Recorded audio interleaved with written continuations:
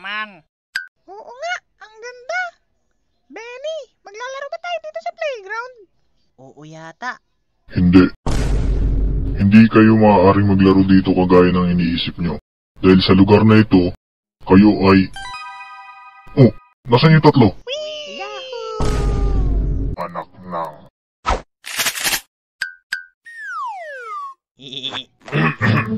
Uulitin ko, hindi kayo maglalaro dito kagaya ng iniisip nyo.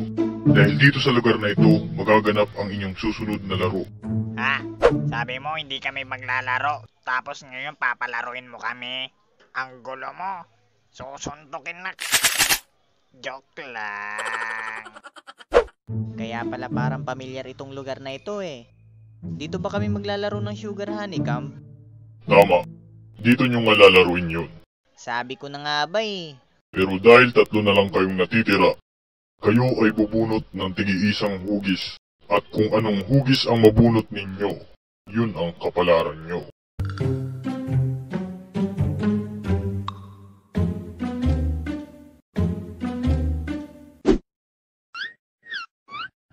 Sana triangle, sana triangle, sana triangle. Hoy, ano na bunot nyo? Square na kuha ko. Sa akin, circle. Hihi, astig. Katulad ng ulo nyo yung nabunot nyo. Simulan na ang pangalawang laro. Hoy, bakit 1 minute lang? Huwag na kayong magreklamo o baka gusto nyong ipabaril ko na kayo. Hayaan nyo na. Magsimula na tayo.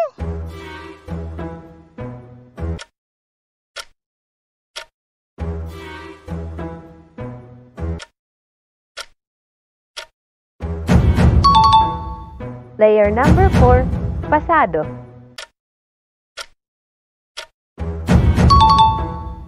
Player number 6, pasado.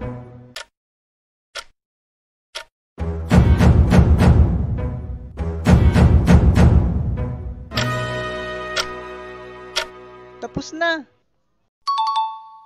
Player number 5, pasado. Akala ko hindi ka makakatapos. Oo nga. Natapos na ang pangalawang laro. Magaling, magaling, magaling. Napakahusay niyong tatlo. Dahil natapos niyo na ang pangalawang laro, handa na ba kayo sa pangatlong laro? Teka lang, teka lang. Puro kami laro ah. Nasaan na yung pera namin? Oo nga, nasa na yung pera namin? Yung pera niyo ba? Nakikita niyo ba yung nasa taas na yun? Yan na ang naipon yung pera sa paglalaro. Pero madadagdagan pa yan kapag naglaro pa kayo at nanalo sa mga susunod na laro. So ano nang desisyon nyo? Magpapatuloy pa ba kayo maglaro o hindi na?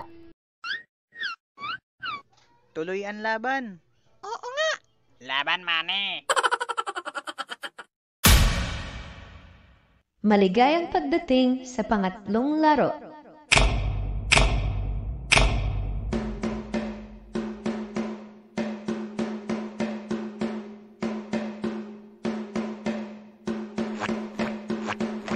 Ngayon, andito na tayo sa lugar kung saan gaganapin ang pangatlong laro. Ang dilim naman dito. Oo nga. Tapos, nasa mataas na lugar pa tayo. Hihi, natatakot ka ba, Panchito? Hindi ah. Hihi.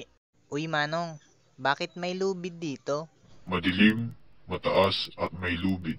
Siguro naman alam nyo na kung anong susunod nating lalaruin. Ganitong laro ba Manong? Anak ng... Hindi ganyan! Kaya ako kayo binigyan ng lubid ay hindi para maglaro ng luksong lubid. Ngunit para kayo ay maglaro ng tinatawag na Tug of War. Anong laruin, Manong? Tug of War? Hindi nyo alam? Ang tug of war ay isang laro kung saan binubuo ng dalawang koponan. Ang kailangan lang gawin ng dalawang koponan ay hilahin ang lubid ng buong pwersa. At kung sino ang manaig sa labanan ng pwersa, sila ang panalo. Hilang lubid lang pala eh. Ang dami mo pang sinabi. Oo nga pala, dahil 3 lang kayong natitira. Naghanap na rin ako ng 3 taong makakalaban ninyo. Sige, kahit sino pa silang kinuha mo, lalabanan namin yung 3. Oo nga. Maaari nang pumunta ang mga players sa kanilang mga pwesto.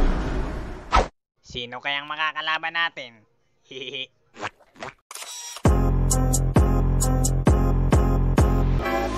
Yeah, yeah, yeah, yeah, yeah, yeah, yeah, yeah, yeah. Ay, nastigan ako eh. Oh, yung Abdo Brothers pala to eh. Hihi. Oo nga, sila nga yan. Yung tinalo natin nung nakaraan sa boga. Hoy, 3 tokmol. Hindi porket natalo nyo kami noon sa boga, matatalo nyo ulit kami ngayon. Hoy, Abno Brothers! Hihi, ang liit pa rin niya.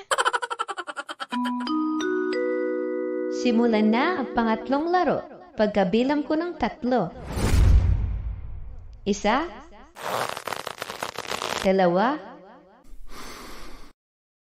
3.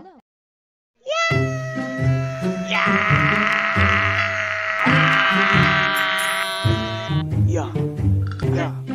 yeah.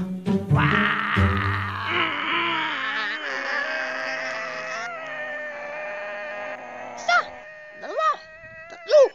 La!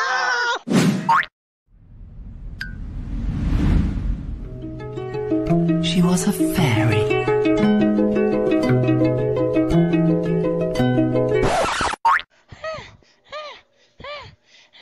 Manny, gawin mo na!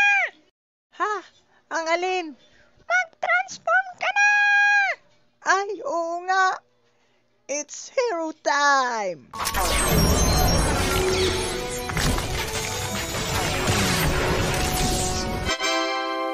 Hihi, ako naman. Oh no!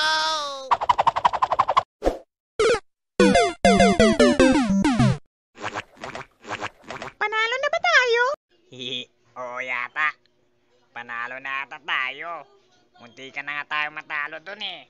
Buti na lang nag-transform itong si Benny. Hi!